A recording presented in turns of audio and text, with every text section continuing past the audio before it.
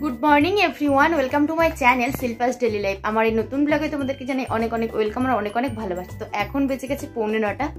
আজকে অনেক কাজ পড়ে আছে, আমার কাজ ছাড়া হয়নি। একদিকে ডাল সেদ্ধ বসিয়ে দিয়েছি, এইদিকে ভাত বসিয়ে দিয়েছি, আর সকাল সকাল স্নান করে পুজোটা কমপ্লিট করে নিয়েছি। দেখো বিছানাটা এখনো গোছানো হয়নি।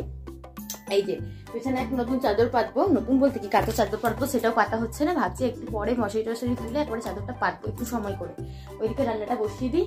তো চলো, চাটাও খাওয়া হয়নি, বাপিকে চা দিয়ে দিয়েছি, বাপির খাওয়া হয়ে গেছে। আজকে শাশুড়ি মা দেওয়ার বাড়ি ফিরছে, আর আজকে তো আমার স্কুলও আছে, স্কুলে যেতে হবে, একটা ফিস্ট আছে আর কি, টিচাররা সবাই মিলে। তো আজকে ওখানে যেতে বলেছে, অনেক করে যেতেই হবে, ছুটি করলে হবে না। আর এইদিকে আমাকে রান্নাগুলো কমপ্লিট করে রাখতে হবে, কারণ কি ওনারা ট্রেন জার্নি করে ফিরছেন। এবার আর দুপুরে তাড়াতাড়ি আসবে কি দেরিতে আসবে তা জানি না, বাট আজকেই চলে আসবে। তো রান্নাটা কমপ্লিট করে রেখে যাব, আর হালকা পাতলা খাবার বানাবো, যেহেতু ট্রেন জার্নি করেছে, ভাত তো বানাতেই হবে। চলো করে নিই ঝটপট করে আমি কাজগুলো। তো এখন 10টা 15 বাজে, রান্না বান্না কমপ্লিট করলাম, ঝটপট করে করতে হলো, অনেকটা লেট হয়ে গেছে। 10টা 15 বেজে গেছে। এরপর ভিজে জামা কাপড়গুলো আমি মিলবো, তারপর রেডি হবো, তারপর কলেজে যাবো, স্কুলে যাবো। 10:30টার মধ্যে এখান থেকে আমাকে বেরোতে হয়। তো চলো কি কি রান্না করছি তোমাদেরকে একটু দেখিয়ে দিই। এখানে দেখো করেছি গরম গরম ভাত, যদি ওনারা যখন এসে খাবে তখনকে ঠান্ডা হয়ে যাবে। আর এখানে একটা ডিম ভাজা করছি, কারণ কি আমার শাশুড়ি মা মাছ খেতে পছন্দ করে না বা খেতে চায় না, সেই জন্য আর কি। তো তারপরে দেখো এখানে আমি ফুলকপি আলু চচ্চড়ি বানিয়েছি। দেওর ওই ফুলকপির চচ্চড়িটা খেতে বেশি পছন্দ করে, সেই জন্য। আর এখানে একটু আমি মাছ ছিল 3 পিস মাছের ঝাল করেছি, বাপির একটা, দেওরের একটা, আর আমার একটা। আমি যদিও খেয়ে যাব না, এসে খাবো। এখানে বিনস আলু ভাজা করেছি, আর পাতলা করে মুসুরির ডাল করেছি।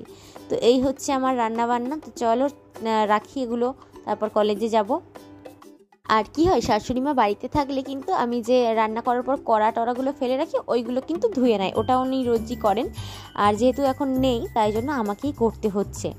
তো সেই জন্য আরও একটু বেশি আমার সময় লেগে যাচ্ছে। তাছাড়া কলের জলটা আসলে মাঝে মাঝে হয়তো মা ভরে নেয়, মাঝে মাঝে আবার আমিই ভরি, যে যখন পারি। কিন্তু আজকে সকাল থেকে এতটাই কাজের চাপ ছিল, আমি আমার ঘরের বিছানাটাই তুলিনি, কারণ কি দেখতেই পেলে অনেকগুলো রান্নাবান্না করতে হয়েছে আমাকে, সেই জন্য আর কি। তো এখন কলেজে বেরোবো, বন্ধুরা এখনও রেডি হয়নি, মানে ফোন করেনি, ফোন করলে একসাথে আমরা 3 জনে যাই। এই দিক থেকে মোট তো 5 জন টিচিংয়ে যাচ্ছি, তাই ভাবলাম যতক্ষণ সময় আছে ততক্ষণ আমি বিছানার মানে ব্ল্যাঙ্কেটটা গুছিয়ে রাখি, বালিশগুলো সুন্দর করে সাজিয়ে রাখি। আর বিছানার চাদরটা পাতবো না ভাবছি, কারণ কি আজকে তো বাবার বাড়ি যাবো বিকেলবেলা, শাশুড়ি মারা চলে আসলে দুপুরবেলা দেখা করে তারপরে বিকেলের দিক করে যাব। তো সেই জন্য ভাবলাম একেবারে বাড়ি ফিরে তারপরে বিছানার চাদরটা পাতবো, একদিনের জন্য আর পাতবো না, এটাকে আমি কেচে দিয়েছি, এই জন্য আর কি। তো চলো কাজগুলো করে নিই। আর ভাবছি ব্ল্যাঙ্কেটগুলো এবার একটু রোদেতে শুকিয়ে নেবো, যেদিনকার আমি ছুটি পাবো। তো রবিবার তো ছুটি পাবো না, কারণ কি রবিবার ছুটি পেলেও বাবার বাড়িতে চলে যাব। তো পরে যেদিন হোলির সময় ছুটি পাবো তখন কাজগুলো করে নেব। তো এখন বাজে সন্ধে 6:45, বাবার বাড়িতে চলে এসেছি অনেকক্ষণ হলো, 6:30টার দিকে, 6:30 নয়, হ্যাঁ 6:30টার আগেই চলে এসেছি। তো এসে বসেছিলাম, আর এখানে আজকে অষ্টম পর চলছে, যার জন্য এখানে আসা। কাল থেকে অষ্টম পর শুরু হয়েছে, আজকেও চলছে।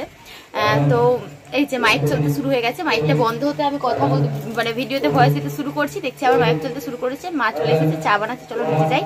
আর শাশুড়ি মা আজকে শাশুড়ি মা দুপুরে বাড়ি ফিরেছে, আর এতটাই ক্লান্ত ছিলেন যে আমি যখন বাবার বাড়িতে আসছি তখনও ঘুমোচ্ছিল, আমি ডেকে জাস্ট বলে তারপরে বেরিয়ে এসেছি।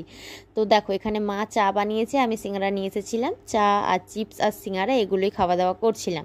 এখানে দেখো আমার একটা দিদি, জেঠুর মেয়ে, সে এখানে আলুর দম বানাচ্ছে আর ফ্রায়েড রাইস বানাচ্ছে।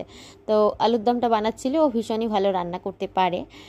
তো আমি বসে বসে দেখছিলাম ওর কাছে। আসলে কি হয় যে এই সমস্ত পুজো অনুষ্ঠানগুলোতে না সব বোনেরা এক হয়ে যায়, তখনই আর কি গল্প করা হয়, কারণ কি ওদের ছেলেদের স্কুল টুল আছে, আমারও পড়াশোনা আছে, সব সময় আসতে পারি না। ওরা যখন এসে থাকে তখন আমি থাকতে পারি না, আবার আমি যখন এসে থাকি ওরা থাকতে পারে না। এই পুজোর সময়গুলোতেই একসাথে হওয়া হয়, আর একটু গল্প মজা হয় সবাই মিলে। এই যে সবাই মিলে চলে গেছিলাম আমরা একটু অষ্টম পর দেখতে। যে অষ্টম পরের মেন যিনি, তিনি যখন আসবেন তার আগে কিন্তু আমার দাদা এখানে কীর্তন পরিবেশন করছিল, দাদা বেশ ভালোই করে, সেটাই আমরা দেখতে গেছিলাম। আর তোমরাও একটু দেখো, আশা করছি তোমাদের ভালো লাগবে। আর এসে বলছে আমাকে সেবা করতে, আর সেই ফলটা যদি আমি সেবা করি তাকে আমার গর্ভে সন্তান আসবে। এখন রাত হয়, আমি তো সন্তান ধরতে চাই না, অনেক কষ্ট যন্ত্রণা হবে, তুই একটা কিছু উপায় বের কর। তখন সই বলছে বাহ,